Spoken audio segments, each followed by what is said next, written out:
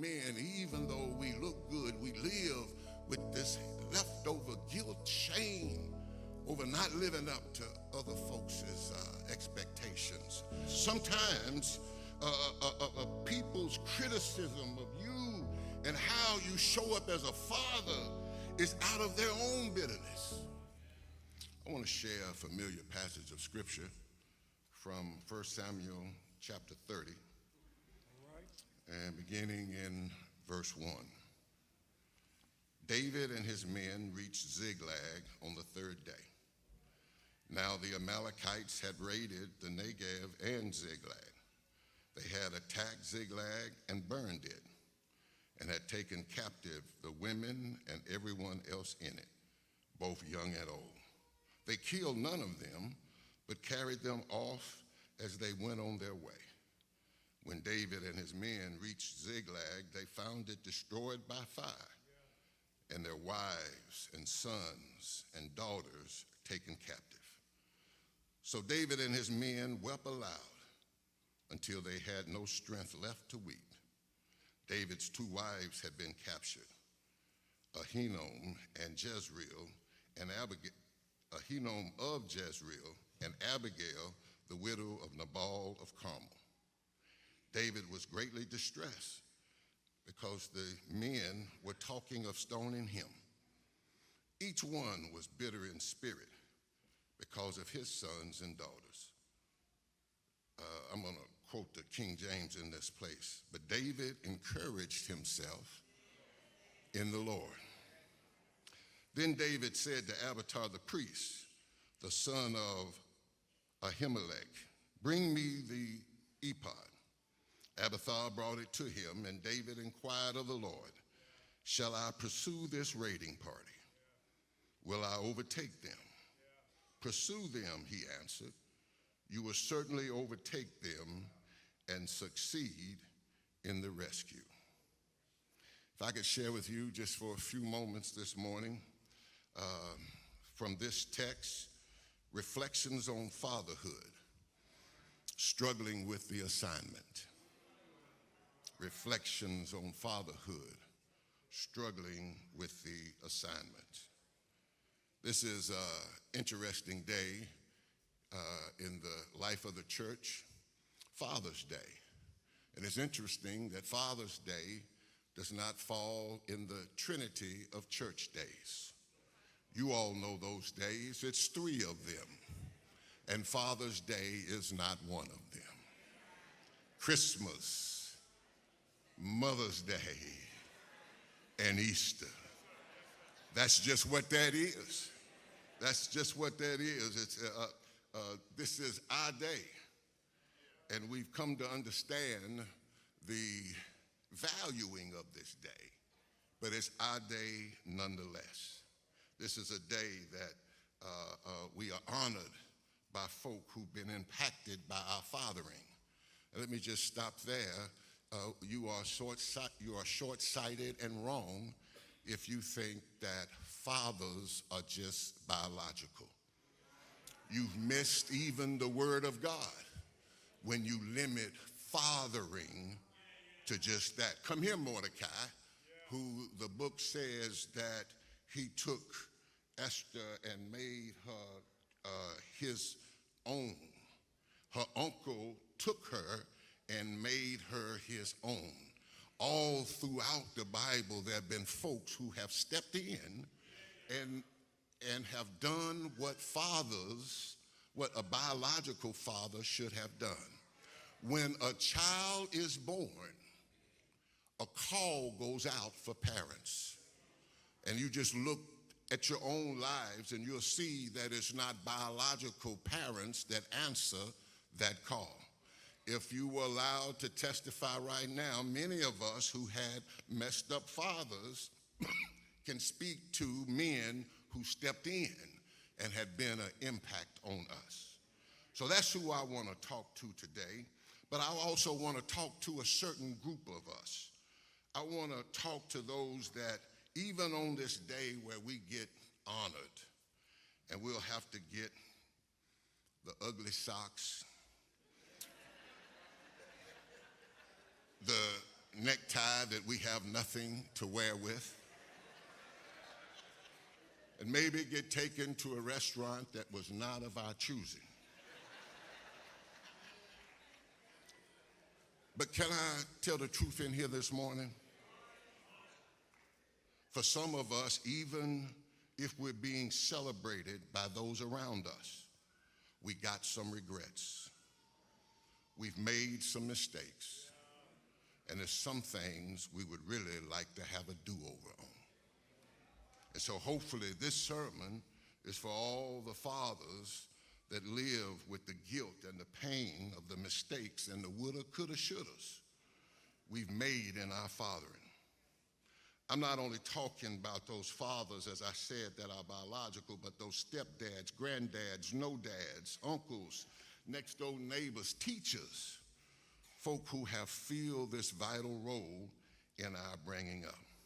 To everybody else today, I'm not going to be long, but you can ear hustle, because while I'm talking to fathers, I believe that there are some universal applications here for all of us.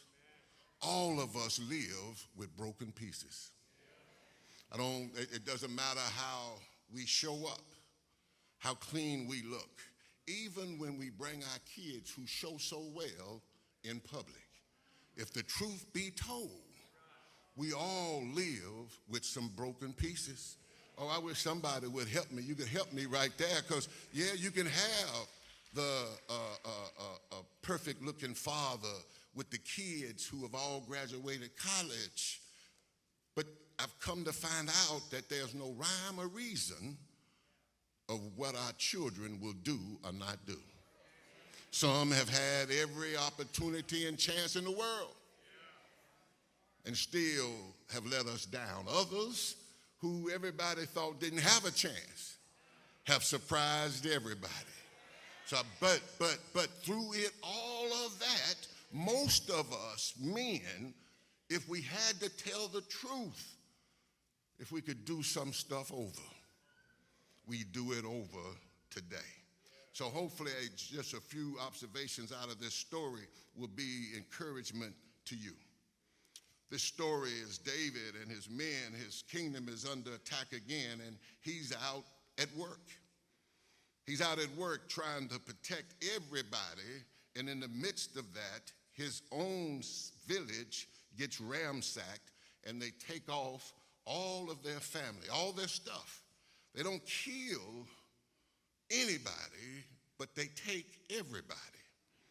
And as we go through this, you know, we use many things as metaphors, and I really think this story contains some of those metaphorical pieces that hopefully you will join me with. So when they get back from their mission, they find that all of their loved ones are gone. And the Bible here says that David and his men wept aloud until they had no strength left to weep. If I could say something to us fathers who are struggling, you can't be scared to cry. Grown men cry. Manhood and masculinity is and continues to be a moving target. It depends on many factors that determine how we view both. Whether it's our raising, our religion, or our reasoning, we all have an idea about what a father is, and by extension, what a man is. I can recall growing up, falling down the steps once. We lived over in Edge Hill housing projects, flipped a piece of skin back on my knee, and my father told me, don't cry. Stop crying. That don't hurt. Kept crying. You being a little sissy. I'm 63, and that happened when I was about 6 or 7. It hurt, and it brought tears to my eyes, and I cried, and I'm still crying today. I got no problem crying. I'll cry here too if I have to. I can be laying hands on somebody with tears in my eyes. But when you say that an emotion that God gave me is not representative of my identity, you take away something that God gave me. Oh, sometimes I believe that what some of us really need is just a good cry. You've been holding stuff. You done pin it up all this time. And here, they cried out loud, a group of soldiers, until they couldn't cry no more. Oh, when I think about God being faithful to me, if I were to focus on that just a little bit right here, I would weep, and I can feel it now. Men cannot be and should not be afraid to cry. Women have even helped this stereotype still live. I don't want no old crying man. When I say something to him, he start crying. Can I offer you this? I don't think a crying man is going to be as quick to lay hands on you as one that don't cry. Some of us might have done better with a man that didn't mind sharing no tears. But this text moves on. This text moves on, and while they're all crying there, David's wives are gone too. Everybody turns on him. Says that they were talking of stoning him, and that each one was bitter in spirit because of their own situation. You cannot live up to everyone's expectations of you. Oh no, I said something there. Because see, sometimes in our false humility and our abject pride, we think that's our assignment in life. But no, it's not. You will never live up to everybody's expectations.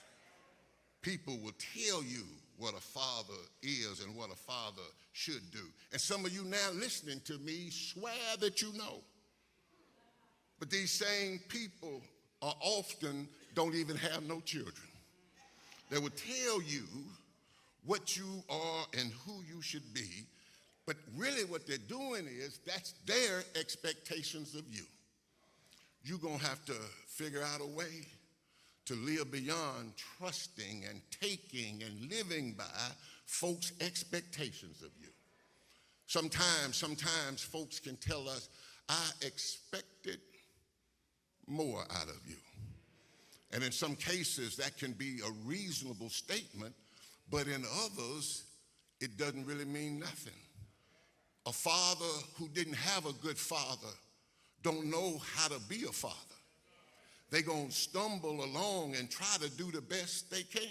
How many of us started out as whoopers and wish we hadn't have started out as whoopers? How many of us didn't whoop and wish we would have laid hands? I'm just saying, but that's the truth about how we do this thing. We pick something and we think it's going to be right, and we struggling with this assignment. If a man has never been kissed by his father, he don't know how to kiss his own children.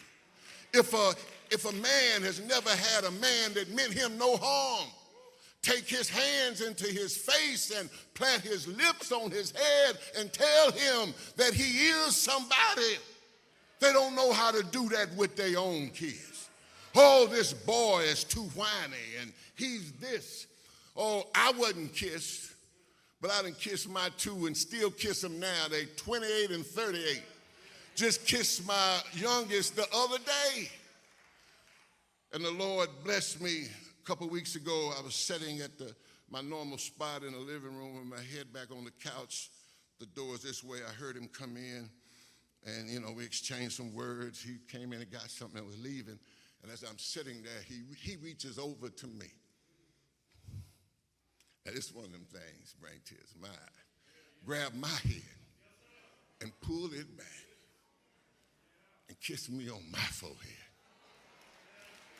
That ain't got to mean nothing to you.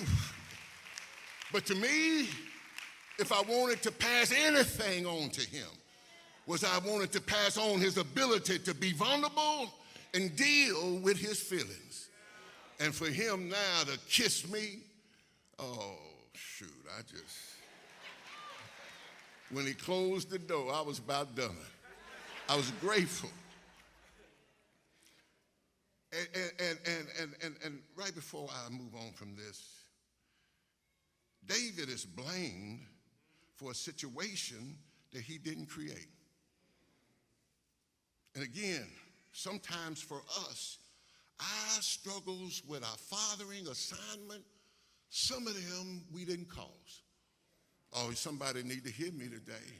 That some of the situations when you try to blend families together, when families come apart and children got to go on in life, and sometimes because they tend to live with mothers, fathers or seem like they didn't care. Sometimes you're dealing with situations you didn't create.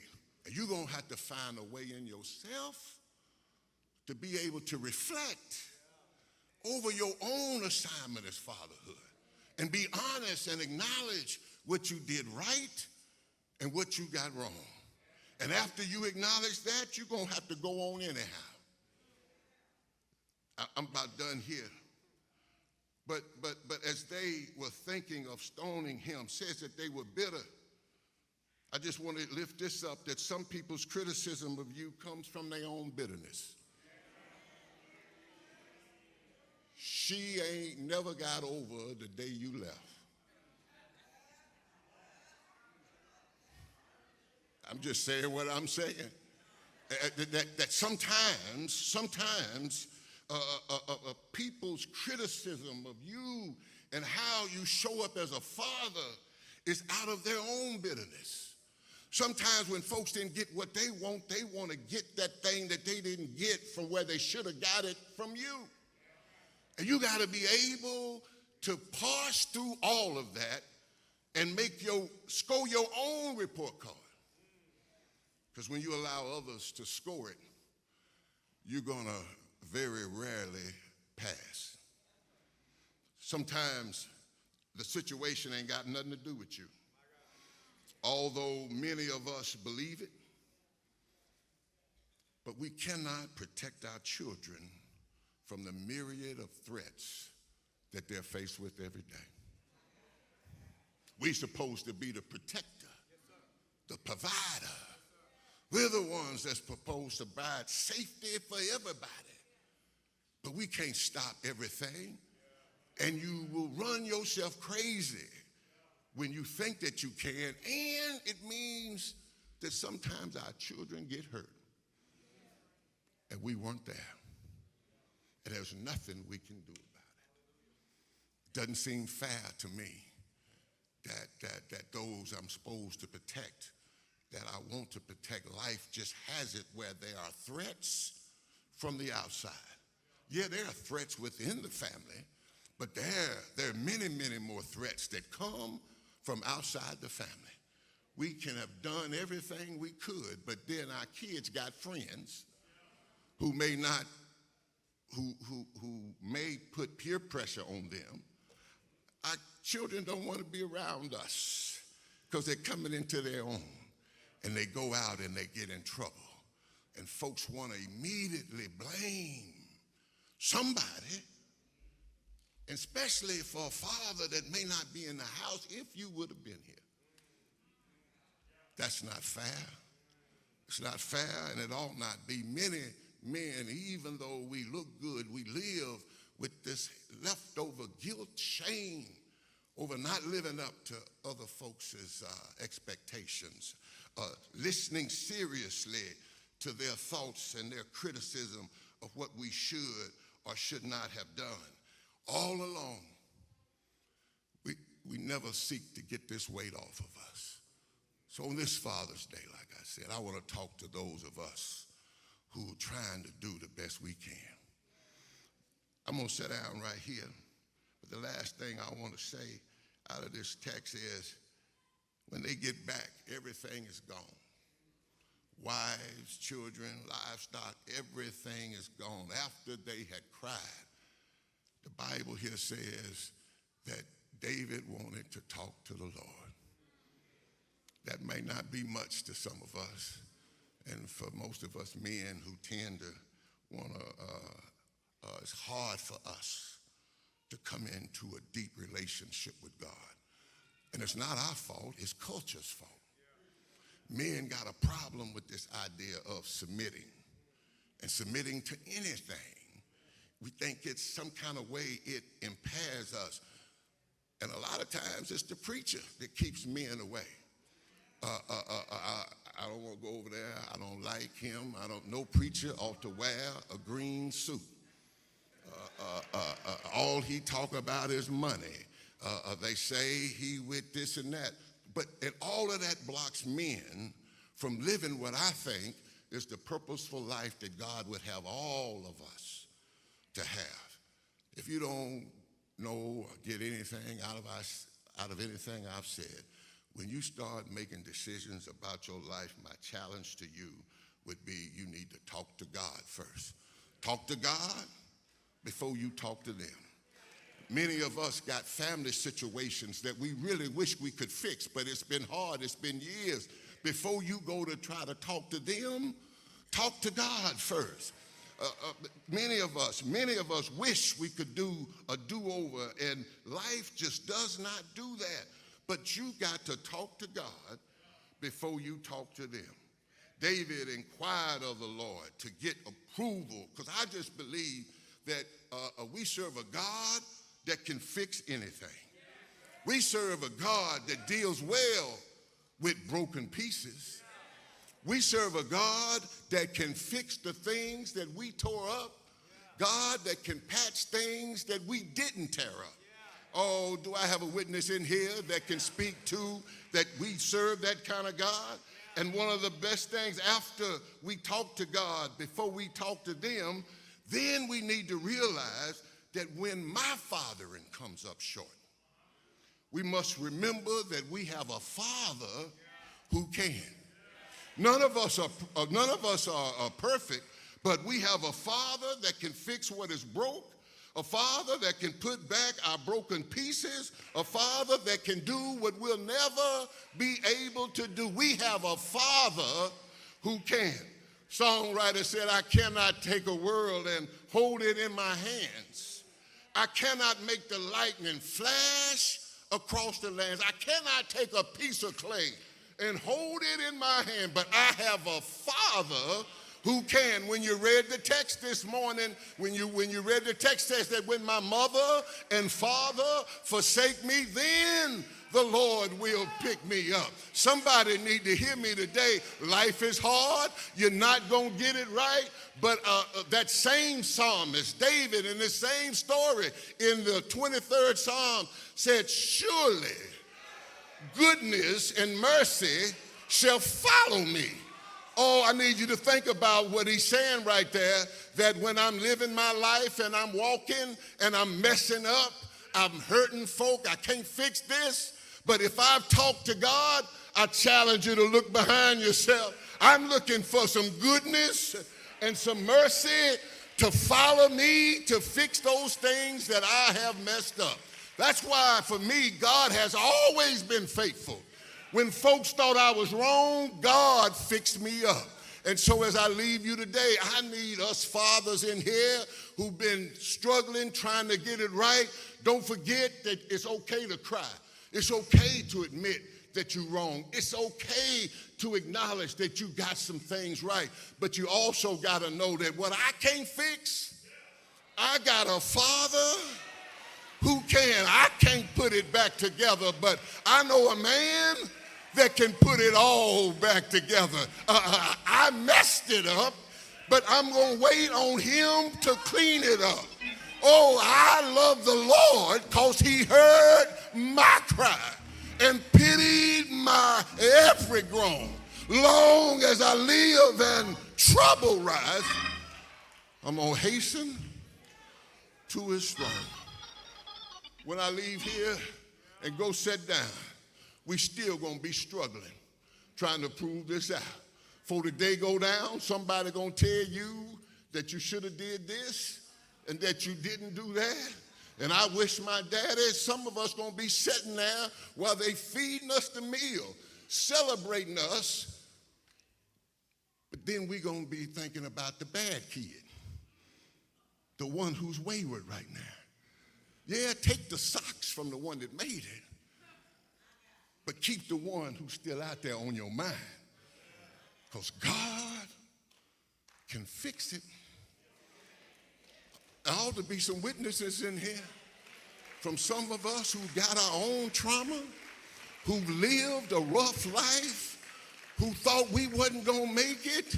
We're still here today, not because of our own struggles, because I'm not a self-made man. God made me.